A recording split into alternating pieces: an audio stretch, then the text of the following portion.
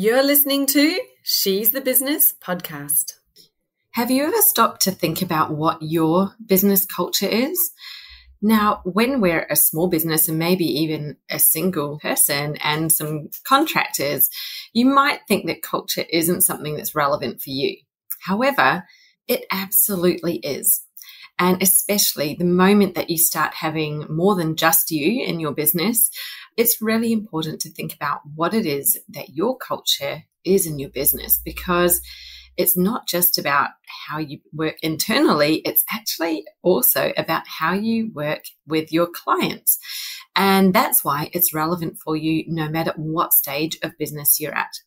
So stay tuned for today's really in-depth deep dive into why culture is important and how you can start to think about it in your business. Hi, I'm your host, Jessica Osborne, and in my 23 years of business and marketing, I've built many brands to become multi-billion-dollar companies. And just in the last 10 years, I've built 2 online businesses of my own from my dining room table with 2 little babies running around at my feet. I've made it my mission to inspire you to get out of your own way and become the successful business owner who's living the lifestyle you really desire, without all the hustle. This is She's the Business podcast, made by women for women. This is your weekly dose of motivation and inspiration. So what is your culture and how is it impacting your business success? Well, I'm so excited to bring you an interview with culture crusader, very smart lady, Tanya Siggins, who's the founder of Zest Boutique Consulting and Coaching. Tanya was actually one of my Business Jam students in 2020, yes, as she pivoted out of the corporate environment where she has worked for many years, well over 20, in the culture space, into her own HR consultancy.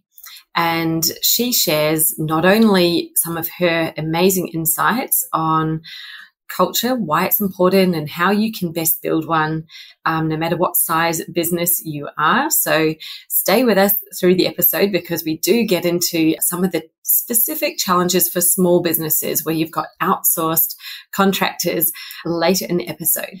And she also shares a lot of her own story of how she's built her own business and, you know, some of the challenges that she's faced as an entrepreneur and learning how to be an entrepreneur after being an employee for so long. So there's a lot of value in this episode. I hope you enjoy it as much as we did. Hi, I'm Jessica Osborne and I'm here with Tanya Siggins, who is the founder of Zest Boutique Consulting and Coaching. She is who I'd call a passionate workplace culture crusader. Like, she's really somebody who knows her stuff when it comes to culture. And so before we started this interview, Tanya, you told me that a company culture can increase productivity of team members up to 21%, which is a huge amount when you think it's something as simple as culture.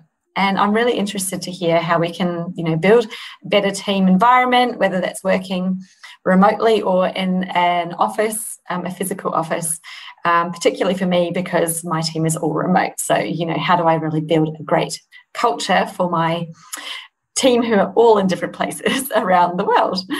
So let's kick into it. Welcome.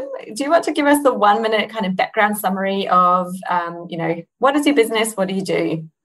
Yeah, sure. So basically my business is I create content to help people, leaders and businesses who want to make positive culture change and try to make that easier and more accessible, because often it requires a lot of research and kind of pulling stuff together. So I try to take all of that hard work out for people so they can just kind of like purchase things, plug and play, and really help, just focus on embedding those changes into their business. So I do kind of boring stuff like policies and process templates, things like that, which can be very time consuming. I also do some more fun stuff, so webinars and programs and coaching, things like that as well. My background to all of that and how I guess generate all of that is I have a 15-year corporate HR career. So I've been in a variety of roles, from low-level HR admin right into like high-level strategic roles where I've been influencing cultural initiatives across large Australian businesses. And yeah, that's where I really found my niche for culture and creating positive workplace experiences for employees, particularly using things like diversity and inclusion and employee experience initiatives. And yeah, definitely found my niche and passion. So that's what I thought I would focus my business on. Bit of a crusader. Yes, but I think it's becoming more and more, known and apparent that there's a huge difference in companies who have a really strong culture or I don't know what the words would be. You would have the words on, what is a good culture versus what isn't one. And, I think that there's so many, you probably have got a never-ending stream of businesses that you could help improve the culture and things that might sound boring, like policies and procedures, that's sort of the nuts and bolts of how you implement it, because you need to have it documented somewhere as to what the company is going to do. So while that sounds boring, it's not the policy and the procedure itself, it's actually the thought and the strategy about what's going into it. So yeah, what is definitely undermining yourself? I think that's where businesses often fall into a trap where they say one thing, but their policies and the way that they're written, or even the language that those policies and processes are using, are actually in complete opposition to the culture that they're trying to create. So they talk about being trust-based or open, but there's all these application forms involved in their processes, which it just doesn't make sense. Oh, that's so true. Yeah, and I guess flexible working might be another one where they might, everybody loves to say that they have flexible working. I'm sure that you've uncovered some differences when it comes to the policies that they might be implementing. Yes, when they've got 1,001 rules in their flexible work policy and all the flaming hoops you need to jump through to access it, and all of the reporting and checking in and kind of big brothering, I suppose they might do to make sure that you're being effective. It absolutely is not a true flexible culture. Yeah, so there's, I think, definitely sometimes a really big disconnect between what and you know this from a marketing perspective, what people espouse that they are and what they actually are, or what the lived experience of people within that business is, can be very, very different. And do you find that there's, the people who you work with, there's a strong drive that they really want to have a culture, they want to have a positive culture, and are they just blind to the fact of some of the things that they're doing aren't helping to create the culture that they want? Or yeah, I think a lot of it is those things have been in place for a very long time. So I think they've just become part of the fabric of the business. And so when they're trying to instigate cultural change, they go out with all the nice posters and maybe some merch, everyone gets a pen or a notebook or a drink bottle, and they kind of forget about all of this other stuff, which is actually the day-to-day lived experience of people in the business. The other thing I think people fall into the trap is leadership talks about a culture that they want to create, but that's not necessarily what 6, 7, 8, 10, 12 levels down the organisation, that's not their lived experience in the business. And you talked about flexible working, for example. There's a lot of executives or senior people in businesses who would say, well, we do work flexibly. I get to go and play my golf game or pick my kids up or do whatever I want. But if you're in a call centre, for example, and having to document even your bathroom breaks, that is absolutely not the same experience for those people. So I think it's really sometimes this disconnect between the intent and the actuality. So I think sometimes it's about understanding what culture you actually can create as opposed to what you idealistically or utopian vision want to create. That's actually just not feasible. And so you need to rethink the plan. That's so true, because, you really need to set it, the vision for the reality of what the business is that you're running. And if you have got shift work or things where workers have to be on the floor and what have you, you've got to really explore, well, what does flexible working actually mean? How do you implement that's across the board for everybody? Because, like you say, that would be a huge disconnect between staff and the senior management. What are the other, is it another big mistake that comes to mind when you think about what people are currently doing that you would see very commonly in a place that has a disconnected culture?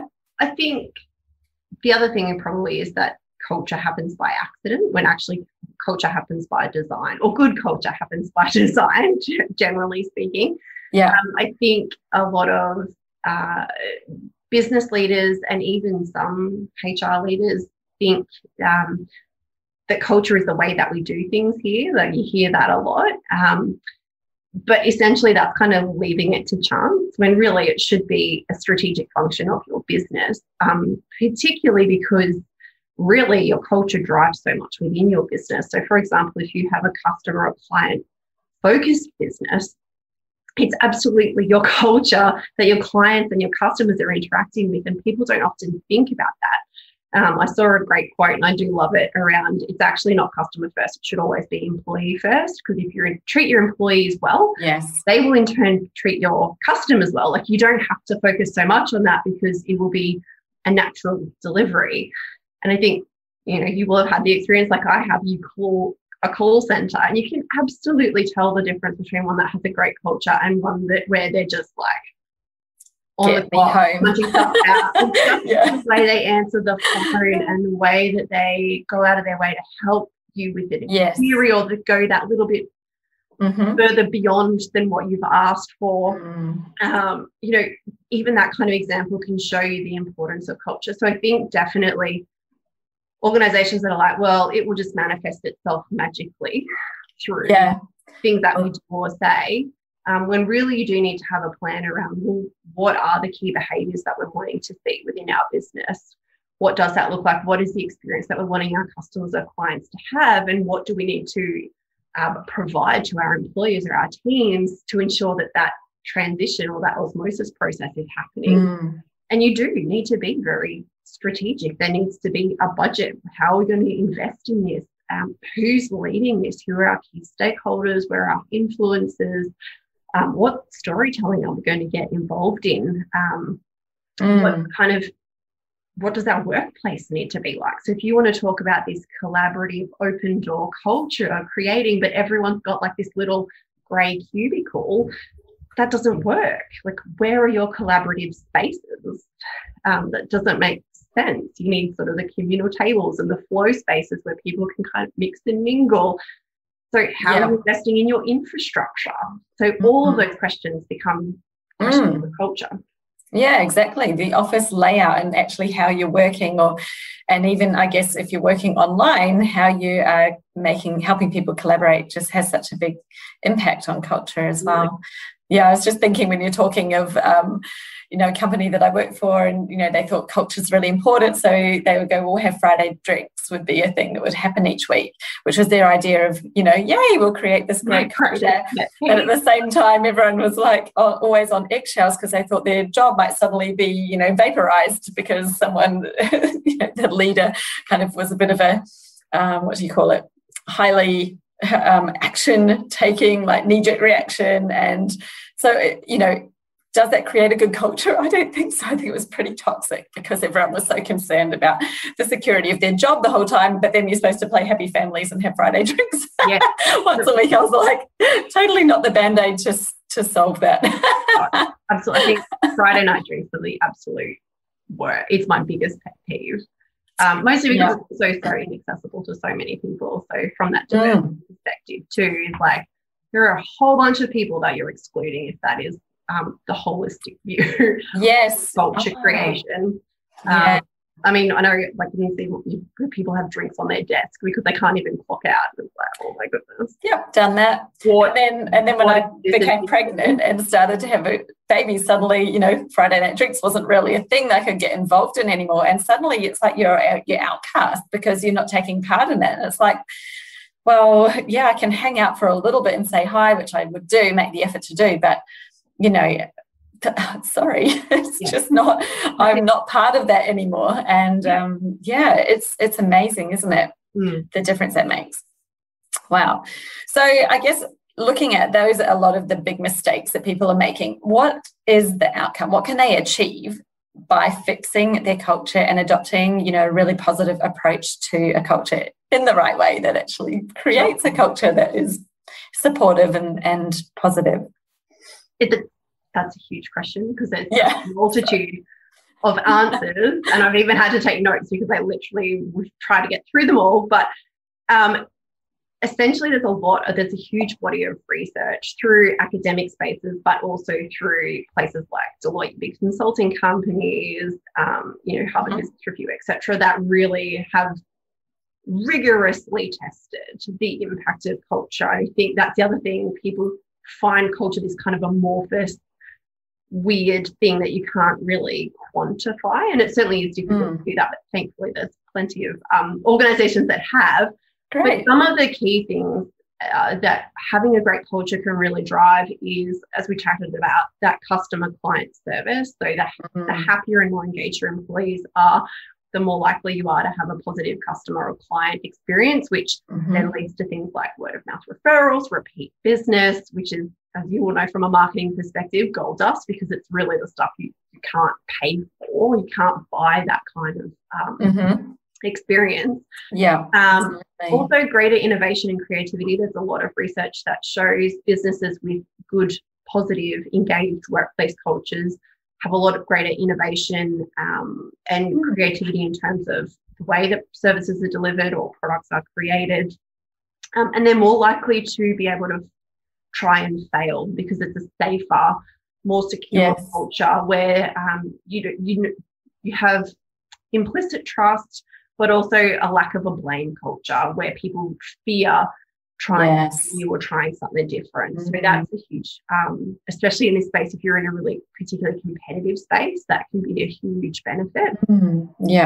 As we talked about, greater collaboration and cooperation, because your people have permission to kind of connect across businesses, or there's ways and means of that happening, whether that's physically in the workspace or, as you mentioned as well, through a technology platform. But people have that permission to just kind of go and sit in an open door session on Teams and just kind of connect. There's no real agenda or outcome required. The other thing is around better physical and mental health. There's a lot of research into the physical benefits, so reduced stress, reduced heart conditions, all sorts of different things. The other thing that's linked to that is better safety outcomes. So if you're working in an environment where safety is critical, in terms of like manufacturing and all those sorts of spaces where it is quite high risk, having a great culture actually reduces the incidence of events. It improves compliance with OH&S requirements. It also dramatically decreases your workers' compensation injury rates as well, which is a huge impact. Better retention of employees. Employees are expensive. When you hire them and train them and invest in them, you really do want to be keeping them. So the increased retention and keeping people on board is really critical. And greater productivity. So people who are happier and more engaged work harder, or not even harder, smarter. And certainly not to work to rule, where people feel so henpecked that they're like, okay, well, I will do this much, which is as much as I need to do to not get fired, but I'm not going to do any more. People are willing to go that extra mile willingly for your business, which makes a huge difference. So all of those things in addition really lead to greater profitability in a business. So ultimately you will make more money. And in some instances, some companies report for every dollar they spend on engagement activities or cultural activities, they're receiving free back in return, which is an excellent return on investment. So it can be a very worthwhile exercise. And do you think that these, cultural changes are possible no matter who you have? Obviously, I guess a good team environment and team, like diversity, but also connection is important for people to feel like they're in a place where they're getting on with the people that they work with, which is great. Do you think that this is possible for any company? Is it about the people as well, or can you invest in these sort of initiatives and create a culture no matter who is working at the business? It was just something that's popped up for me. And I thought, I'm going to throw a curly question at you. I think one of the requirements would be that you have to have a leadership group, so people who are driving and making decisions around the stuff and who are leading the change from the top. You have to have a group who are invested and willing to do that. I think if you are a lone soldier and there are a multitude of naysayers around you, it can be a very, very difficult task. And honestly, leadership can absolutely scupper things from the get-go, because if they're not acting in a way that's consistent and really driving that change from the front, it's almost impossible to shift. So the first thing I say is you have to have leadership, or the majority of leadership, who are committed to change. Absolutely, you can, even if your employee group and even if your employee engagement scores, or, you know, even just your gut feel when you walk in is that this is a great place to be. Absolutely, it's a tough place to start, but you definitely can start. I think one of the things you need to think about is you can start it, but you also need to be prepared that sometimes significant cultural change does require a changing of the guard as well. And what happens, and you'll see this in a lot of businesses, is you get a new CEO in, or a new leadership team, or they're acquired by a new business, and the minute the culture starts to change, you know, you always get this wrapped off the sinking ship, like people just start sort of scurrying, or key leaders leave and people follow them, because for some people they maybe liked how it was, or that might have worked well for them financially, or, you know, from a status perspective. Particularly if we're talking about things like trust-based cultures, inclusive leadership, flexible working, there are some people who just really struggle with making that mindset shift.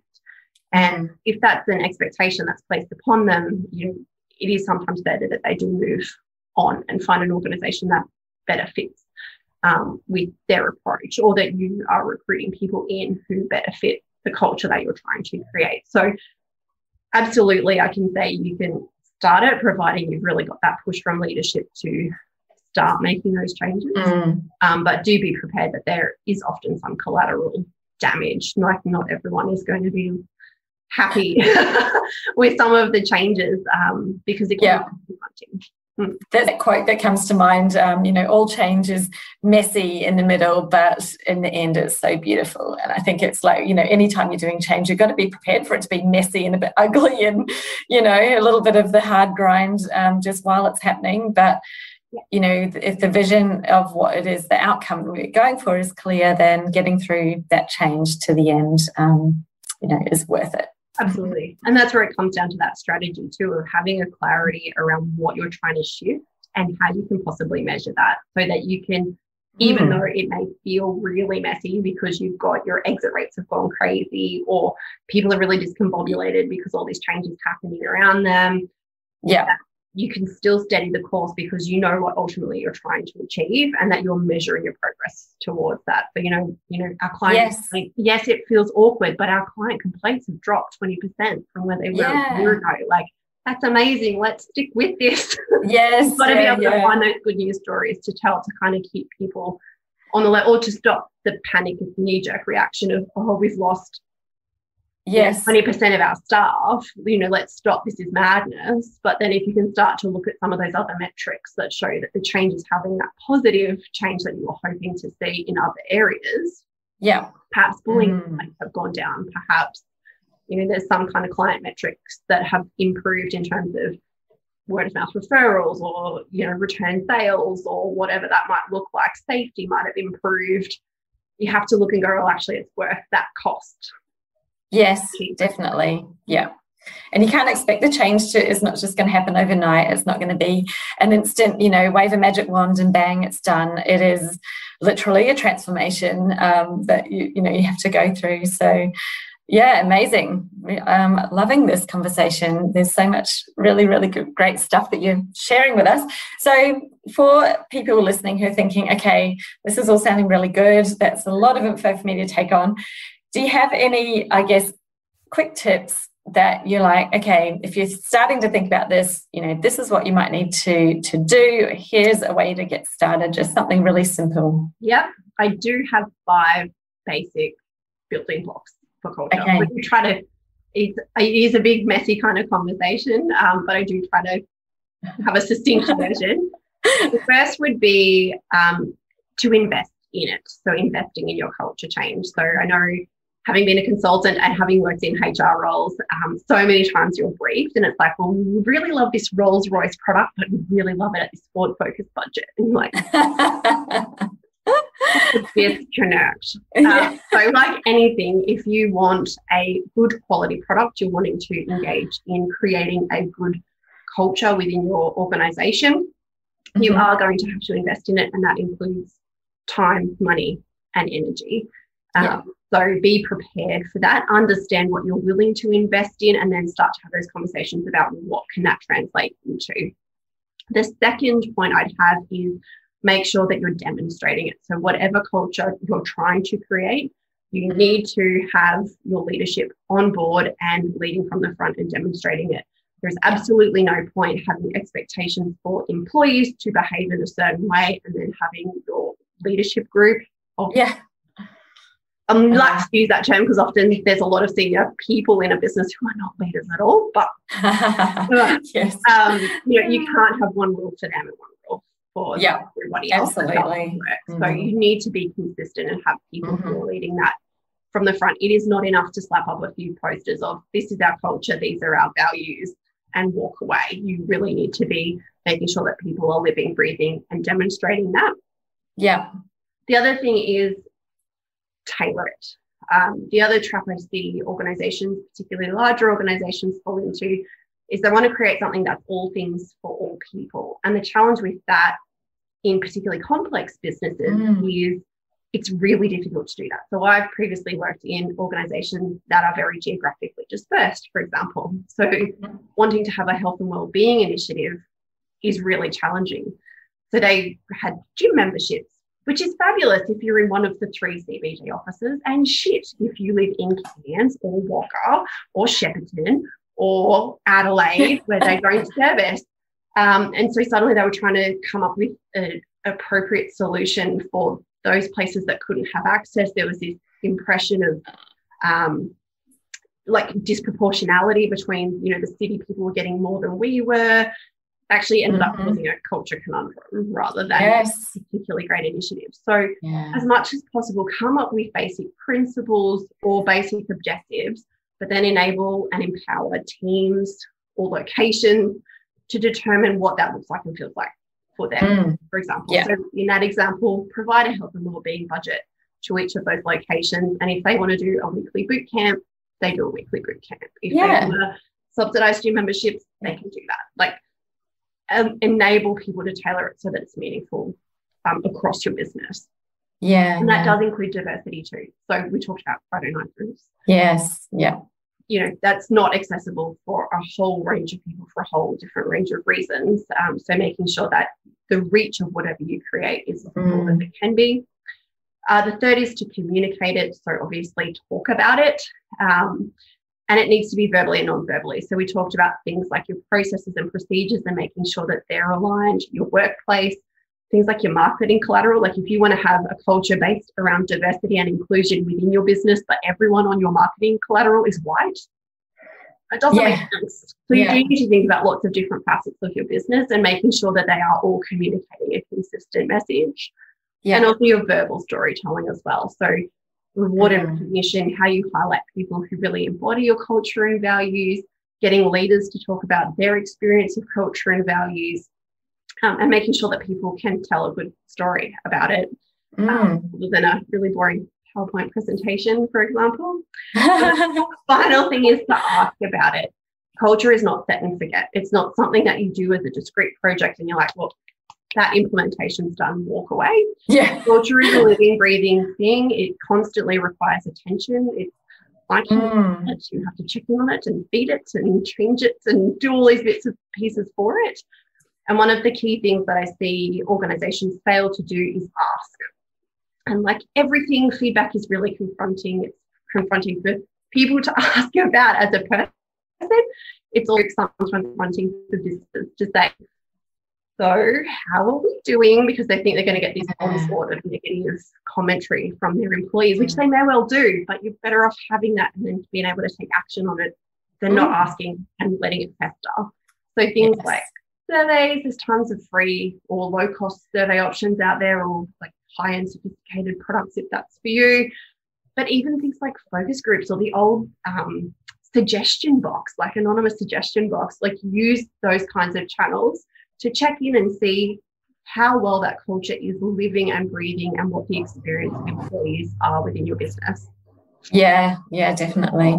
And I think, just not being afraid of judgment, not being afraid of criticism, because I think everyone's so precious. Everyone feels like we don't want to be judged, but everybody judges. Every human does it. It doesn't really matter what you're doing, whatever, you look at someone, you're making subconscious judgments about them, whether they're good or bad, or whether you like something or don't like something. It's just part of human nature. And I think, we just need to sometimes actually grow up a bit and go, hey, look, judgment happens no matter what. Let's not try to stop it, or let's not fight against it. Let's actually just be, it's fine. Yeah. Let's listen to it. Let's not get emotive. Let's not have that response. Let's see what we can learn and gain from it and move forward. And, I think the same thing happens in business, when we are business owners. And, this is probably one of the biggest things that I see, a sales issue, where people think, oh, I don't like sales, or I'm afraid of selling, but it's actually probably boils down to a fear of judgment and criticism and the fear of rejection. Yeah. But yeah, we kind of, no, I don't like that. And that feeling like, no, I don't like you. And it's the exact same, I would say, for leaders in a business where, yes, there is this fear of employees and team members turning around and saying, you know what, no, I'm not happy. No, this isn't working for us. Yeah. And they're kind of like, but I've put so much effort into this, told I've done a good job, and we got that praise. It's like we're all going back to, we can break it down and relate it to children and how they are. Adults are still a lot the same, and it's quite interesting. It's just that we hide it a bit better sometimes. Yeah, we're simply conditioned, for better or for worse. So do you have a quick tip? I know we've talked a lot about big organizations, have big diverse teams and geographically spread and actual workplaces. Some of the people listening to this may have a small business where, they've got a very small team. It might be them and a handful of people or even external people who are working for them that aren't even their direct staff. Do you think a culture is still important for them in those instances? And, what would you say if you had one bit of advice for a small business owner when they're thinking about culture, what they should be thinking, what's the first thing they should really think about? It's a good question, because obviously the impact of culture is different when you are trying to get 1,000 or 10,000 people to behave in a way that is consistent and on brand, I suppose, as opposed to if it's, yourself and 2 or 3 other people. But I would still definitely think about, it probably relates almost more to like your personal branding or your small business branding, is how do you want to be perceived in the market by people who interact with your people, whether that's a direct employee, whether that's a subcontractor or a virtual assistant, whatever that means, and make sure that you're very clear and consistent around the expectations that you have. So if you want to be incredibly professional and quite formal, then you need to explain that quite clearly. So understand what the basic framework that you're wanting to create or what you're wanting to reflect is, and make sure that you communicate that clearly. So that would be things like, we go back to things like policies and procedures, like the way that you structure guides or documents for your team members to work from, the way that your communications with them happen. Like if you're like, hey, and kiss at the end of the email, but you're trying to create this kind of more formal, more professional culture, that doesn't align. So yes, I think it's really understanding about how you want that business to look and how you want that to be perceived. Getting clear on what's going to drive that perception, what behaviours are required by yourself and also the people around you, and then talk about that and then align your activities to that as well. The way that you engage with them, it might be the way that you reward and recognise them, like all those sorts of things. You can structure around, those key building I really like that, because I think that really breaks it down simply. Maybe because I'm a marketing person, I was like, yes, exactly, the brand guidelines. But it might be that point where, you know, you've got to where you've got, and it's all been kind of in your head, and you find it's, you know, being and showing your values when it's you. But when you're starting to bring on other people and they're acting on your behalf or engaging externally, or even with yourself, you know, I think for them all to work cohesively together with you, probably having taking the time to go and do your proper brand strategy. So not just what your brand looks like, but what are the values, what are the personalities, what is the expectation, what is even the tone of voice, especially if they're going to be writing for your business and for customers. You know, what is important, what's important for your business, and how do you want to be perceived in the market? And that's, you know, that to me is, these are the key parts of your brand strategy document. So it doesn't have to be that hard. It could be literally your first step, just get your brand strategy worksheet done. Yes. You know, I've got a brand strategy worksheet people can download off my website for free. It's got all this in it. So it's like, hey, there you go. You can actually do that yourself, get started. And that then becomes, you know, the beginning of it. It's like, this is how we want to operate and be for the market. I think, like we touched on before, one of the big mistakes people make is that this happens by accident. And I think that's really easy to assume when you're in a very small business, because you think, well, there's only 5 of us, like surely this is clear enough. And in some cases it is, because you're often in control of recruiting those people, so you tend to pick people who are aligned, which is helpful. But I do think if you're unclear or you are inconsistent, then you, by virtue, are creating a bit of a muddy culture. And normally I find a lot of the businesses that I've worked with, or even businesses that I've worked within, probably that 30 to 50 people threshold is where people go, oh, yeah, okay, this just got hard. That really seems to be that transition point where it's quite easy, because people are taking their lead from you personally to having such a team around you, or divesting leadership responsibility to a point where suddenly you're needing other people to be your mouthpiece. Yes. Open those expectations. So I think the earlier you can get that clear, the easier it is as you continue to grow your business over time. Yeah, definitely. The communication. And like you say, it's so easy to do at the beginning. So if you are starting and, you know, you're in that growing phase, getting this in place sooner rather than later just helps you in the future. It's a scene. Yeah, fantastic. So tell us about your business in particular. So Zest, you know, what did you do in the launch of your business, and how did you get that word out initially that you existed? Yeah, good question. I think the first thing I did was Google, like, how to start a small business. I went through the checklist that I found, thinking, okay, well, this will work. And I think we had that conversation very early on in our business jam journey, where I said, you know, you kind of expect you do everything that the Google tells you to do, and you're still sitting there going, oh, that didn't quite land where I thought it would. So I definitely did the things of like creating a logo, building a website, you know, getting some branding photos taken, like all of those sorts of things. But I think really once I ticked all those boxes and really had to find a way of connecting, probably the biggest thing was socials, and particularly for me, given the work that I do, LinkedIn from a professional sphere. So it was very much around establishing who I was, how I wanted to present, and also what I did. And I feel like LinkedIn was definitely, for me, still is probably the key avenue that I use to do that. But I think all of the other infrastructure I built around was helpful. Yeah. Even though I had to go back and edit everything more than I kind of expected. So I certainly don't think, you know, it was wasted energy, but I certainly what I learned pretty quickly was they are great side products to have and refer to, but really have to find the right kind of channel to get my name out there. The other thing I did was like message everyone I know, just like, hey, this has happened.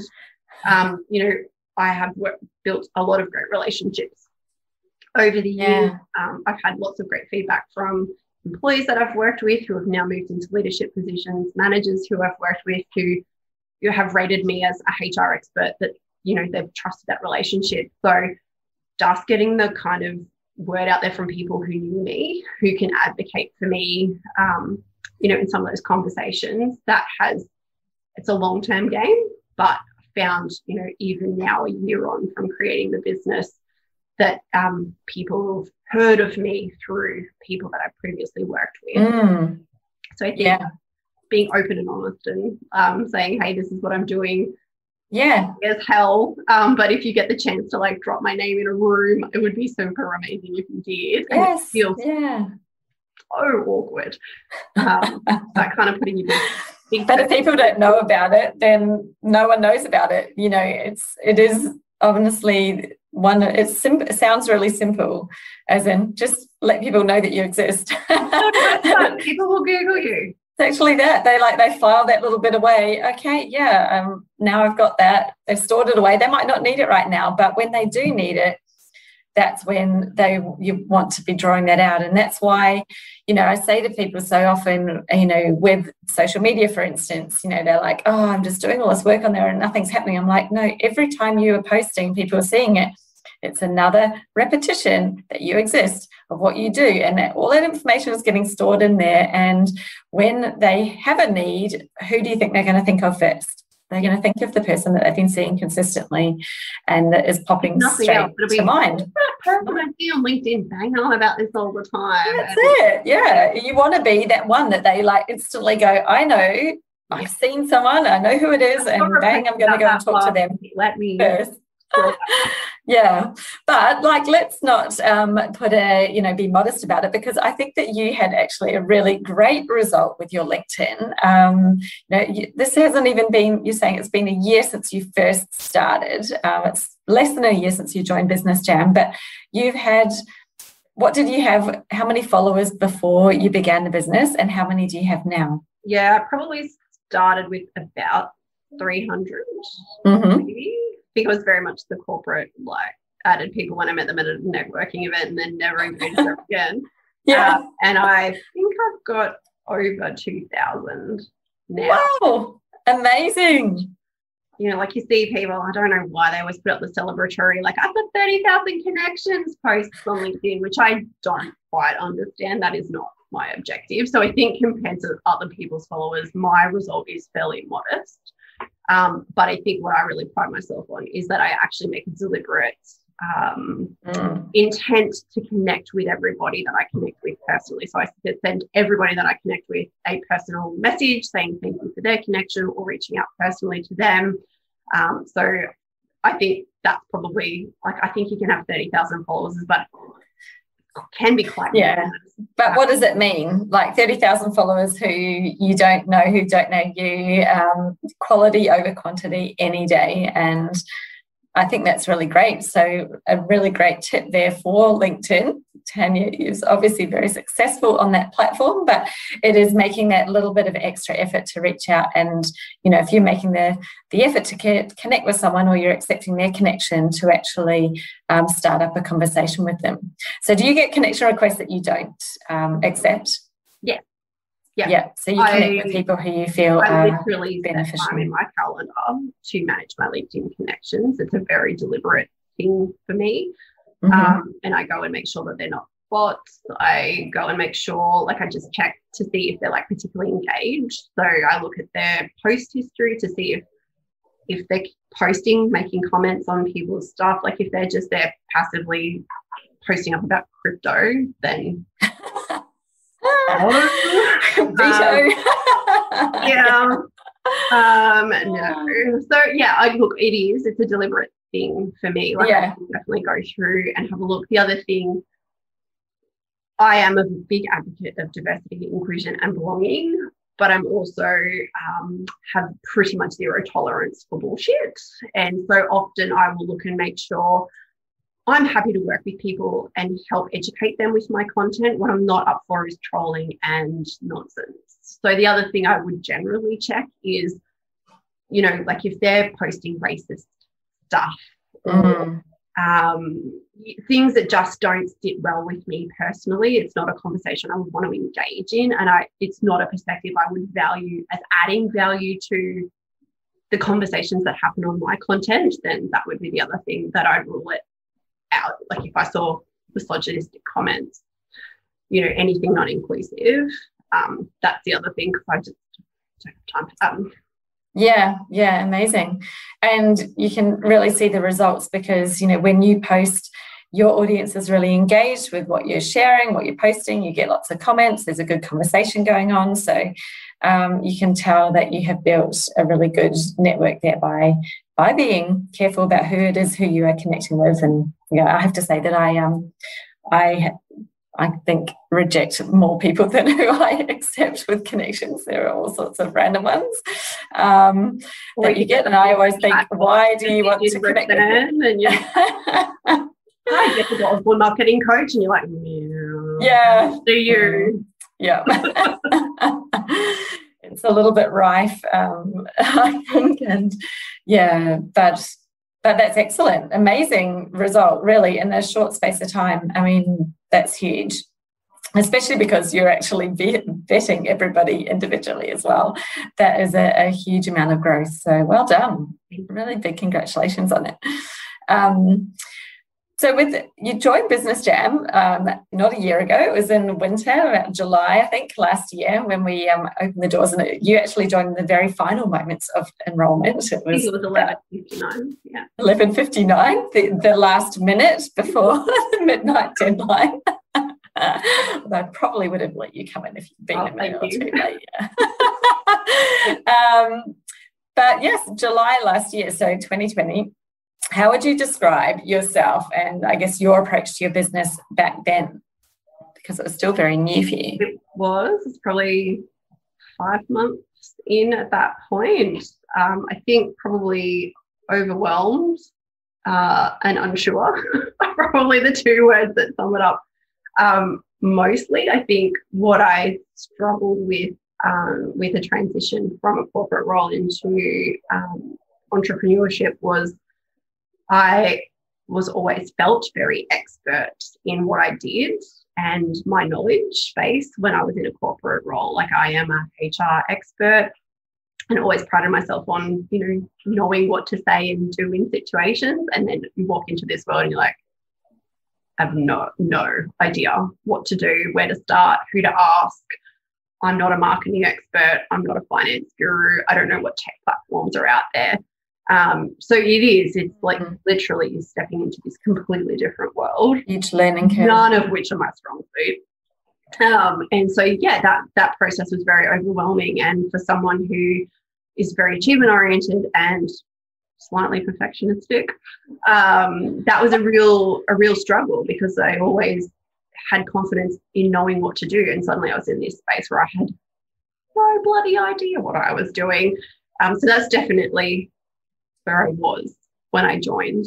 And I think this is something, you know, I see a lot. And obviously I came from a corporate environment as well into business, and you go from the top, you go from this place where you build up this career, you build all this experience, you know what you're doing, you know, do it with your eyes shut, you've got a lot of confidence, and suddenly when you're starting your business, you're back to zero. You're literally like starting at the bottom.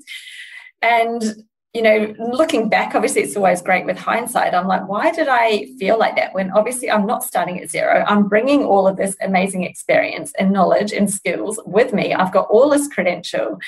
Yes, my business is new, but I am not new. I know what I'm doing.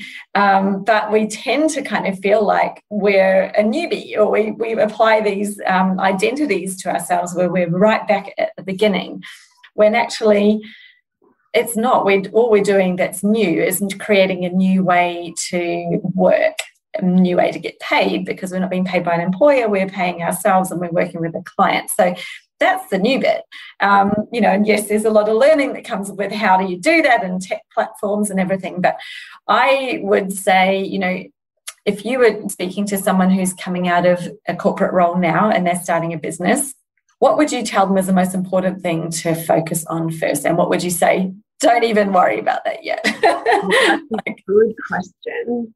I definitely think getting clear on what you're wanting to do, like the actual service. And I know you talk through in business, Jen, there's a lot of focus on finding your niche and not trying to be all things to all people. So I think that's a really important step, because I think when you do start out, you want to attract as much business as possible. So you think spreading yourself really thin is going to make that happen. And I know you've got a lot of content in your course around that's actually not the case at all. And actually you need to be the right person for one person, really. Like that's more beneficial than trying to be all things to all people.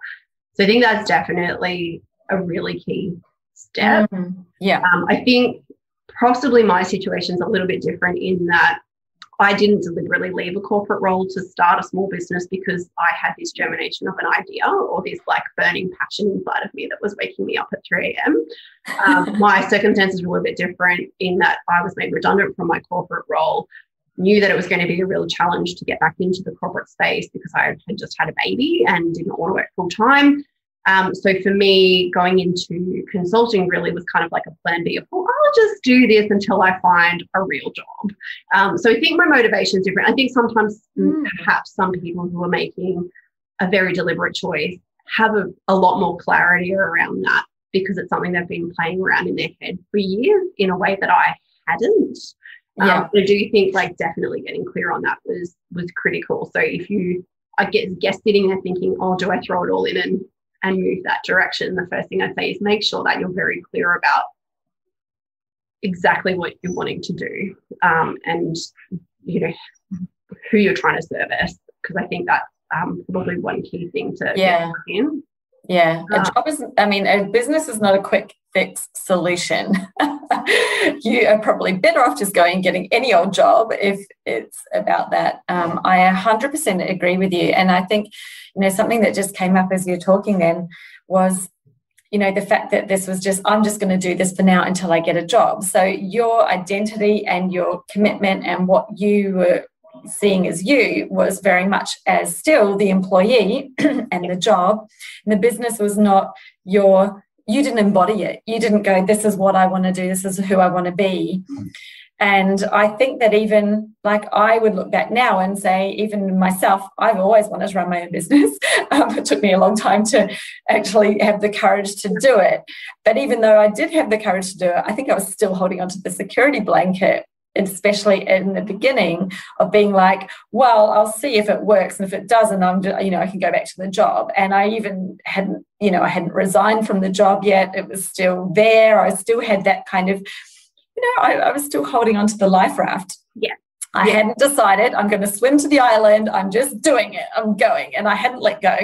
And I think, that is a really key piece. And I love a way to describe it as, if the business, you decide what it is you actually really want. And to be successful in business, you really have got to decide you want to do business, and business is the thing that you want to do. Therefore, your job, if you still got it, fine, but it's a side job. It is not a side hustle. It is helping you bring in the money while you are getting your business up and running and starting. And that is fine. That's a great strategy to have, because you might not necessarily want to go all in right at the beginning. Correct. Fine. But you've got to change the identity of what is your main thing. And even if the business is still a tiny little thing that's not earning, you can still be the business owner that has a side job. Yeah. And I think that would be the biggest thing to, really embody and decide on a journey like this, because, being in business is the mindset game is tough. Like, I think by far out of everything, and it's difficult not having an IT department to call when your laptop won't bloody work, and there's 1,000 other practical things that drive you crazy. But honestly, I think that probably the biggest game in terms of shifting is that shift in thinking. And for me, it was definitely about making not just the financial investment, but the emotional investment. Because I was always of that, if it doesn't work, like it was just while I was trying to find a job. So if it all goes tits up, it doesn't really matter.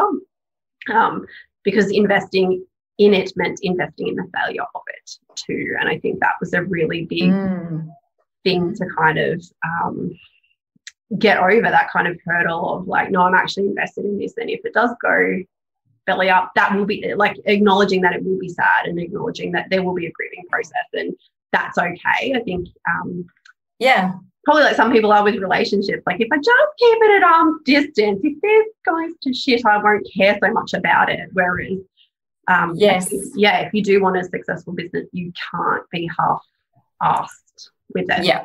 Mm-hmm. I love that. Yeah. Go all in and be okay that, hey, something may not work, but I actually like to say nothing is a failure unless you stop. So if you keep on going, things that you try might not work the way you wanted them to. That doesn't mean that it's not working. That just means that thing didn't work. Great. Go, move on. Like, fail fast, move on, try something else, keep going. You know, it's like we can't expect that life is going to be mistake-free, or that nothing's ever going to happen that's wrong, or no tech troubles. It's like it's just going to be part of it. But we kind of are aware that that's going to happen, and that's a really healthy attitude to have. I love that. So how would you describe yourself now? Probably still overwhelmed and unsure. I think there's always more to learn, right? But I think we'll never stop learning. What's changed is, that acceptance of, that's just part of the game. Like, at no point am I going to get to a point where I feel like I've got this sorted. So I think it's kind of understanding, especially for someone like me who's so invested in getting things right.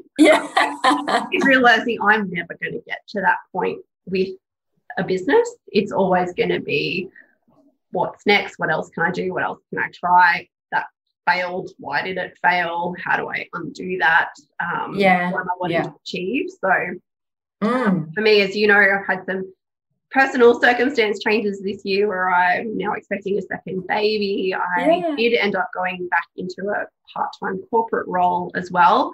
So I did have to rethink and re-strategize, and the business that I intended to sort of create a year ago is very different to really where I'm at now and what I'm trying to create and build. So having that level of comfort of complete and utter uncertainty, but also that ability to adapt. Things change and being okay with that. And also acknowledging, like, for me, that financial success, and I will acknowledge flat out, I'm in a privileged position. I do now have a corporate role, which does bring in some regular income, which is very helpful. But for me, I always had the privilege of, it wasn't just financial success that really was a motivator for me either with Zest. I mean, obviously that would be lovely to get to, but I also appreciate a lot of businesses are not profitable for many years. Some of them are, and that's great. I'm not in that position, but for me, there were other benefits around building confidence, being connected back into the content, because I'd been on parental leave before I started my business, making connections, getting new perspectives.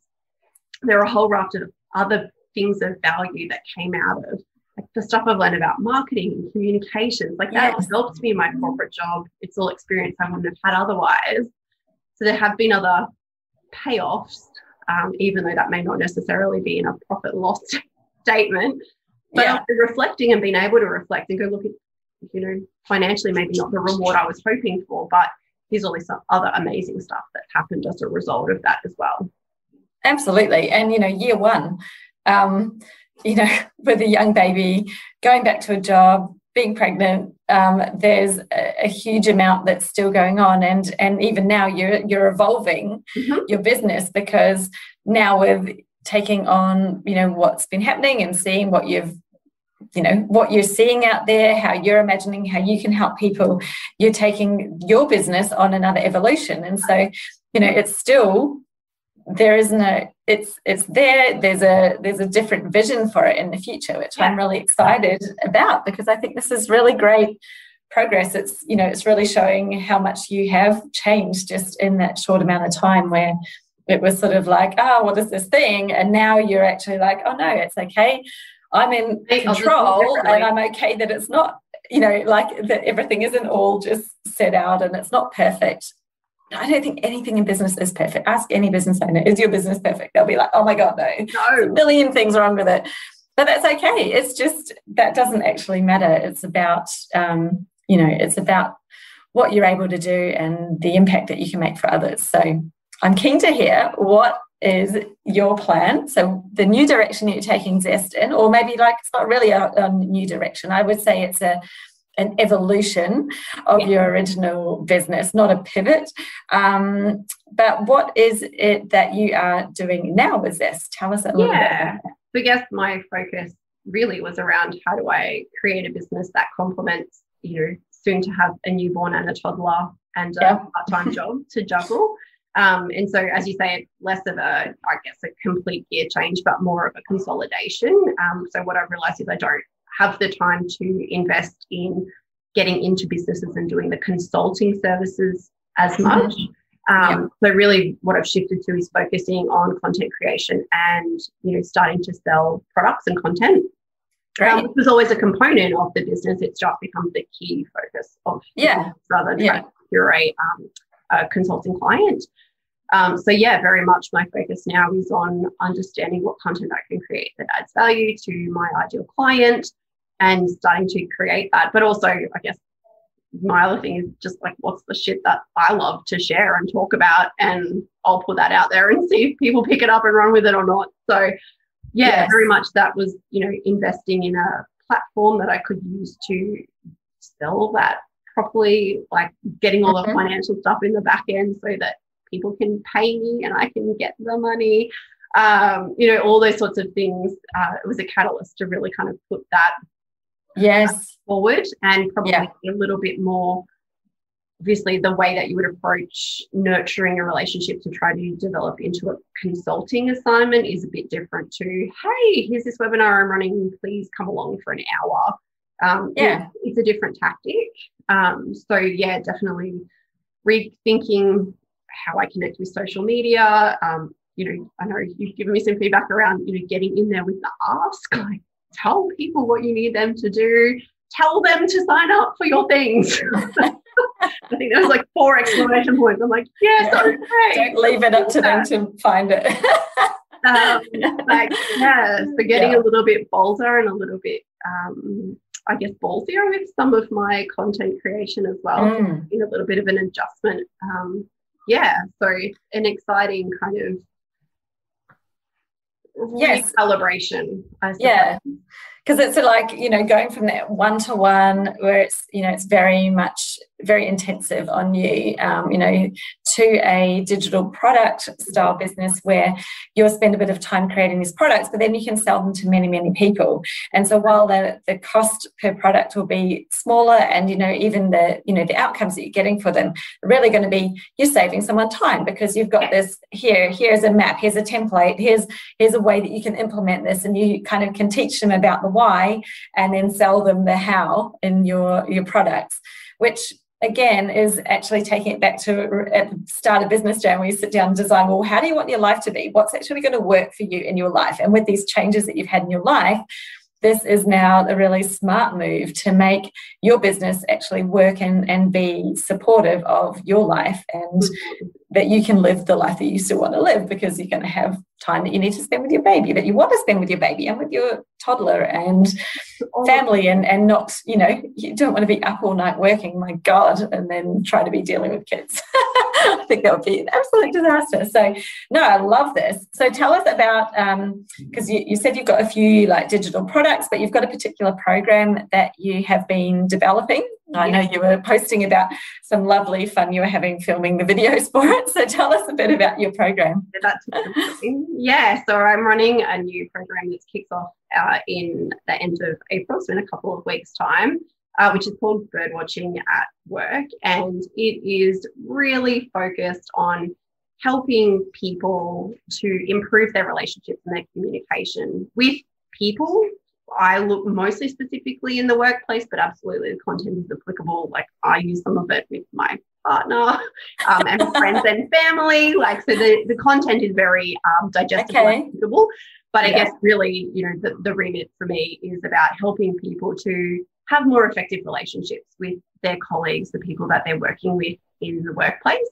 And the reason it's called bird watching is because we actually go through and identify 4 different bird species that exist in your workplace. And we talk through really, when you're looking through your binoculars, what you might spot and might give you a clue to which kind of species the people that you are working with are. And talk about practical tips around, okay, so if you are one type of bird species and you are going into a meeting or having to deliver feedback to someone who is a different bird type than you, how can you do that most effectively? So what do you need to deliver to things? Almost like marketing, basically, of like how you tailor that message to your audience. So don't go in there with what you want to do, but go in there and how could that message be best received by that person? How can you tailor that engagement or that situation to be as effective as possible by adjusting your own style? Yes. Oh, I love that. And it sounds like a really easy way to kind of understand the differences in people by having just 4 types, because I know there's so many different types of personality, what do you call them? Personality frameworks. And gosh, sometimes they can get really complicated. Personalities and and it is based on a psychological model. It's actually based on the DISC model, which was developed by a psychologist, William Marsden. But what I really try to do is, so I've been delivering this content for over a decade now. Wow. Scary to think about when I actually went and found my certificate to look at when I was qualified. I was like, oh, that's longer ago than I thought. And really what I've done through those years and years and years of delivering this is found really clever ways of delivering it in digestible, real ways. So I've had a lot of success delivering sessions like this into teams where the most junior person takes out of it just as much value as the most senior person. Like there is no level of specific intelligence or, you know, you don't need to be in a particular role to get value out of this. It is literally just how you work effectively and communicate effectively with the people you're engaging with day to day. Yeah. And I try to do it with a little bit of fun and flair. Yeah, make learning fun, definitely. So would you say it's for people who are really wanting to like just improve their relationships with other people? Yeah, like it is literally applicable to everyone. As I said, I've run this session for teams of people, which include, you know, from receptionists right up to like very senior partner level people. And all of them have walked away going, oh, yeah, there was like one real clear nugget of like, oh, that's why I go and approach such and such like that I can like stare or the door slammed in my face or, you know, my message I'm not influencing in the way that I want to influence. So absolutely. I would say particularly great for people moving into leadership positions, particularly where they're starting to manage people who may be a different style to them and they're thinking, oh, how do I delegate work? How do I provide feedback? How do I not play favorites? That's another thing is we tend to stick to our own flock. So you will naturally gel with certain people. And certainly what I've seen a lot of new leaders happen is they build really great connections with people who are like them, but really struggle with people who are not.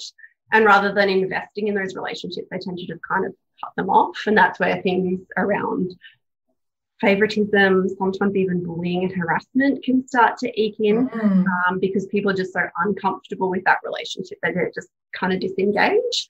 So it can be really helpful if you're starting to feel like, oh, I just have this person in my team and I just really struggle to find a way in.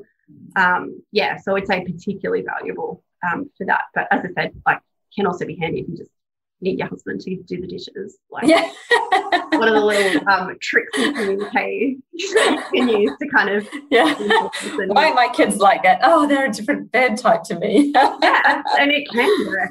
Certainly you can get big profiles as well to understand how people process information. It talks about how much risk they like or don't like. Yes. You know, I have a kid who's when you take him to a park, he's stuck to me because he's quite risk averse. So the way that I have to communicate with him and kind of draw him out is very different to someone who's got friends who have 3-year-olds that are just like throwing themselves in front of cars.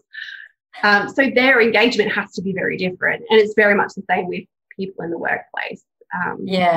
So how do you provide feedback effectively, or how do you influence someone to engage in change that they're quite resistant to? You know, is it going to be a hard sell or an easy sell? Because they're just going to be like, yep, I'm there. Or they're like, no, I'm going to need to see all the academic research before we start to move on. Because I think we all tend to think that everybody comes at it from the same place we do. Like we apply our context and our, you know, way of thinking to everybody, and you know, you sit there and go, why on earth do they think that, or why are they doing that? And I think that this is 8-slide PowerPoint presentation. How were they not convinced? You're like, they all fell asleep. Yeah. Because it wasn't how they liked. That's it. That's so true, isn't it? Yeah. And, you know, so anyone who's feeling like you might be on another planet from other people at certain times, this would be great. But yes, I think for managers, having been a manager is definitely understanding different people, and some people need nurturing, other people actually just need to be let off the leash, like, you know, give them what they want to do and let them go and do it. Other people like really want to be nurtured through the process, and you've got to be able to recognize and understand that and communicate with them differently. Yeah, really great. Your expectations, as you say. Like, you could have two team members, one who's like, okay, give me the big picture of what you want and I'll go deliver it, and someone who's asking you 1,000 questions. And not seeing one as better or worse, but actually just understanding that actually that's just the way that they work, and that's how they are effective, and that you need to, as a leader, and your aim is helping those people to succeed, is that you need to deliver different things to different people. Fantastic. And so how are you delivering this bird watching at work? What is it? So first up is a live 2-hour workshop where we talk through the content. So that is a little bit of insight into the model that sits behind it. But then we very much talk about, this is what this bird species like. This is how you're going to observe. These are the things that you'll hear, see and feel in the workplace when you're interacting with these people. And then we go into, if you're needing to engage with someone who is this bird style or species, how do you do that? So how do you write effectively in terms of report writing or communicating by email? What verbal approach do you need to take? What spatial approach do you need to take? What are their motivators? What do you need to get them on board? So it's literally, I've tried to keep it very simple, like a slide of content per thing. So it's just 4 key things that you'll observe and 4 key topics that you need to consider in terms of your approach. So that's a 2-hour live workshop that you can handle with questions if you want to, part of that.